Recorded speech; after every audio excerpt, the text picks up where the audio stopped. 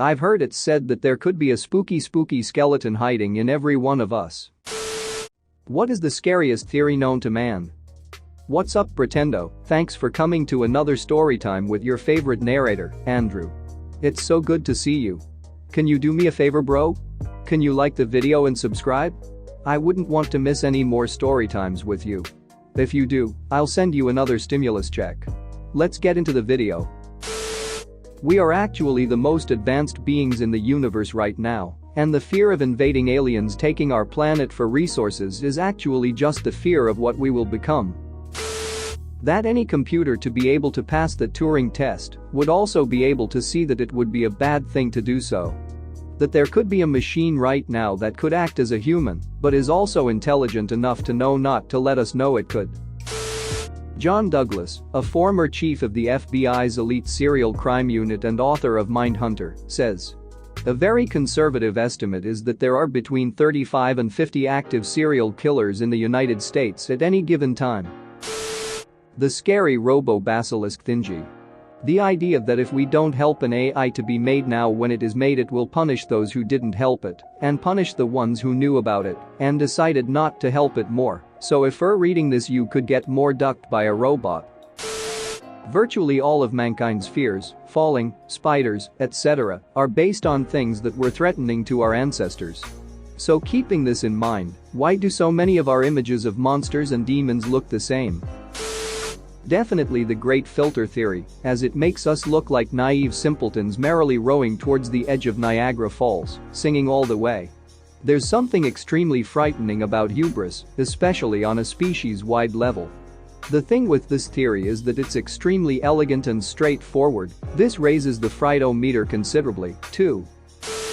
That we live in a simulation. It's not hard to believe that one day we will be able to create a simulated world. Probably more than one, maybe hundreds.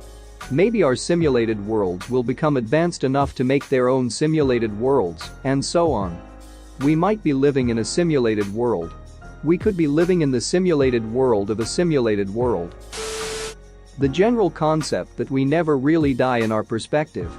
Each time we encounter a situation where we may die, we continue on in a parallel universe where something happens that prevents our death. But we die in the original universe. Essentially, our consciousness lives on by transferring itself to a parallel universe where we continue to exist, so we effectively live forever. I'm forgetting the name of the theory right now, but the theory follows something along the lines of this. The sole reason for every single human achievement throughout history is due to our innate and deep fear of death. We are beings that think beyond just instinct and understand that everyone human will cease to exist. This fear of non-existence has driven us to create everything we have made today. Akin to the opposite of the will to power theory in psychology. There is a theory which states that if ever anyone discovers exactly what the universe is for and why it is here, it will instantly disappear and be replaced by something even more bizarre and inexplicable. There is another theory which states that this has already happened. Douglas Adams. That, should we destroy civilization, there are not enough fossil fuels in easily reachable places for any subsequent society to achieve an industrial revolution. We mined most of it, and the only stuff that's left requires modern technology to reach.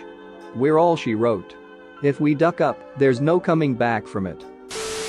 There's a theory that our universe is in a false vacuum that will eventually collapse and completely destroy or ultimately alter our universe.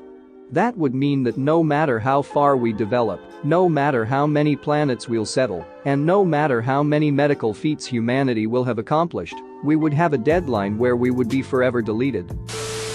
For me, it's solipsism. Easiest way to explain it is with a quote from Wiki Solipsism, the philosophical idea that only one's own mind is sure to exist. As an epistemological position, solipsism holds that knowledge of anything outside one's own mind is unsure. The external world and other minds cannot be known and might not exist outside the mind.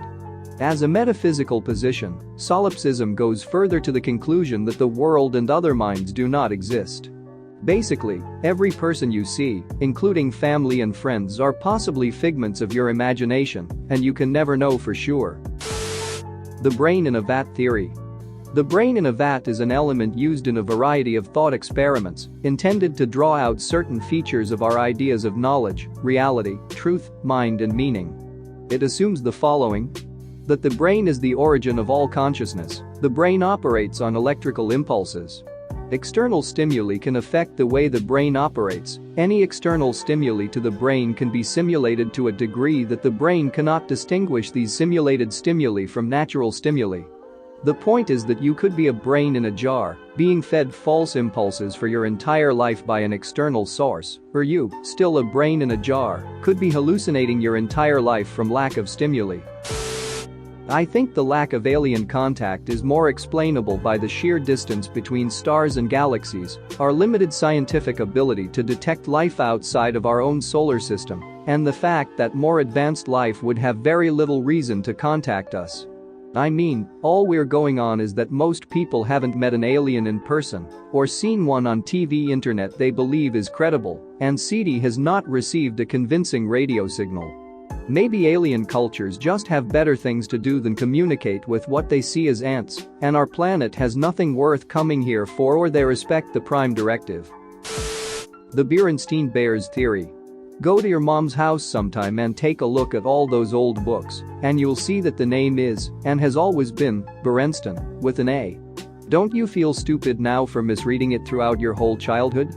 Well, one theory states that the Berenstein-Berenstain dilemma is a small side effect of our universe, intersecting with a parallel dimension sometime in the 90s, and everyone who remembers the bear's original surname are experiencing residual memories from another dimension. The first time I heard this I thought I was crazy because I distinctly remembered the original spelling with an E, because I always pronounced it Berenstein. Edit. To those writing off the spelling difference as a careless discrepancy between publishers, the books were not named for the bears themselves, but rather for the authors Stan and Jan Berenstein, or Berenstain, depending on which dimension you lived in. Which means one effect of the dimensional shift that supposedly happened only a few years ago was the altering of the Berenstein family name at some point in the past. Those who remember the name with an A are simply remembering the new timeline. Not really a theory, but what scares me is that our morals adapt to situations. Situations change, so do our beliefs and values. For example, take Hypatia. She was a mathematician and the last curator of the Great Library of Alexandria. She was murdered by Christian fundamentalists in 415 AD, along with many Jews. The library was destroyed, the books burned, and an untold amount of human knowledge was lost as the Dark Ages began. Egypt never fully recovered. So we went from a society with rights for women and different religious traditions to the fundamentalism, violence, and institutionalized feudal inequality that typified the medieval world. We were better, and we lost it for at least 1,000 years. Our values today, like equality between men and women of different races, religious tolerance, free markets, freedom of speech and faith, all these are contingent on the times we live in. I don't want to make it sound like a paradise, we still have work to do for full equality of opportunity, but it is undeniable that we live far, far better than most of our ancestors. Having a toilet and indoor heating puts you ahead of most historical kings of Europe and China in terms of comfort and wealth. And with our wealth comes freedom as well. If climate change has the nasty impacts that it looks like it is bringing, we could lose these. Our daughters could be locked away from science and business careers only because they are women. They could be locked in loveless marriages and raped with no recourse to security. We could be discriminated by race in formal, institutionalized ways once again. Slavery could return, with its many evils. We could be denied freedom of speech, faith, or even travel by repressive regimes.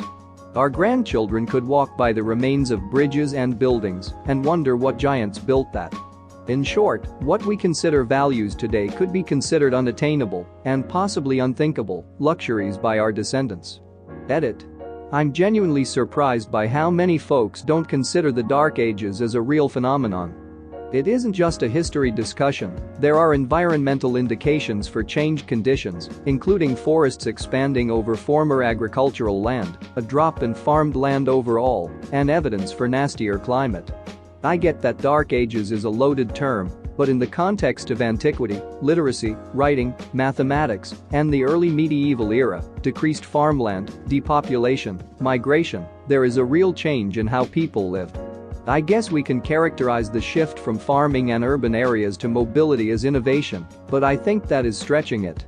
A lot of the events that folks are citing as evidence for lack of a dark age, Islamic science, Byzantine Empire, either happened centuries later or are overblown. Byzantine Empire lost a lot of territory following the collapse of the Western Roman Empire.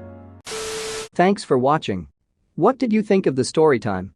Let me know in the comments below. If you liked the video, smash that like button and subscribe so you don't miss any more story times.